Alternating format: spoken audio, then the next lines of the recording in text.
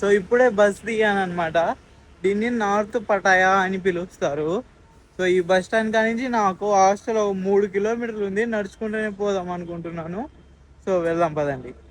వెళ్ళేదారిలో SIM కూడా తీసుకోవాలా, తీసుకొని నడుచుకుంటే హాస్టల్ దగ్గరికి వెళ్దాం. ఉంది ఇక్కడ, ఇదంతా బస్ స్టాప్ అనమాట. పటాయాలో నార్త్ పటాయా బస్ స్టాప్ అంట ఇది. ఇక్కడ ఇంతసేపు జర్నీలో నేను గమనించింది ఏంటి అంటే, ఇక్కడ ఏ పని అయినా సరే అమ్మాయిలు మాత్రమే చేస్తున్నారు. అంటే అమ్మాయిలే ఎక్కువ మంది చేస్తున్నారు అనమాట. ఇప్పుడు టోల్ గేట్ దగ్గర కావచ్చు, పెట్రోల్ బంక్ దగ్గర కావచ్చు, ఎక్కడైనా అమ్మాయిలు మాత్రమే చేస్తున్నారు. ఎందుకు అంటే ఇక్కడ అమ్మాయిలే 60% ఉన్నారు, ఇంకొక 15% మాత్రమే అబ్బాయిలు ఉన్నారు అనమాట. ఇంకా మిగతా వాళ్ళందరూ అటు ఇటుగానే వాళ్ళు ఉన్నారు. చూస్తున్నారు కదా, దీన్ని 7-Eleven అని పిలుస్తారు. మన ఇంటర్నేషనల్ కంట్రీస్ ఎక్కడికి పోయినా ఈ 24 hours ఆన్లోనే ఉంటాయి. దీంట్లో మనకి అన్నీ దొరుకుతాయి, సిమ్స్ కూడా. వెళ్ళి తీసుకుందాం పదండి.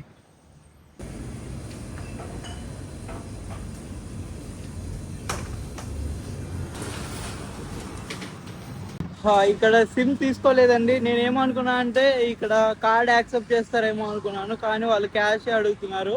అది కూడా థాయిలాండ్ క్యాష్ అడుగుతున్నారు, మన దగ్గర లేవు. సో ఇక్కడ నుంచి హాస్టల్కి వెళ్ళిపోదాం అనుకుంటున్నాను, తర్వాత చూద్దాం అనుకుంటున్నాను ఇంకా దీని గురించి. నేను ఇందాక అక్కడ 200 బాతులు తీసుకున్నాను, అనవసరంగా ఒక 1000 తీసుకున్నా పోయేదేమో అనిపిస్తుంది. కానీ చూద్దాం, హాస్టల్ ఇక్కడే నడుచుకుంటూ వెళ్ళి మళ్ళీ ఏటీఎం ఎక్కడ చూసుకొని తర్వాత చూద్దాం. నైట్ 8 అవుతుంది, గల్లీలన్నీ కొత్తగా ఉన్నాయి. మరి కొత్త ప్లేస్, కొత్త గల్లీలు ఉండక ఇంకెలా ఉంటాయంటావా?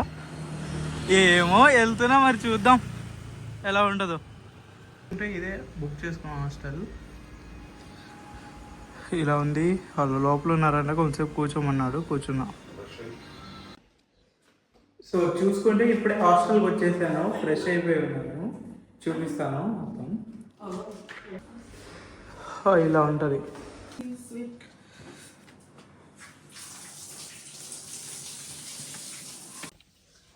సో అది ఈ రోజుతో ఇక్కడితో ఈ వీడియో ఆపేస్తున్నాను. సో రేపు వీడియోలో మనం మంచిగా పటాయాని ఎక్స్ప్లోర్ చేద్దాం.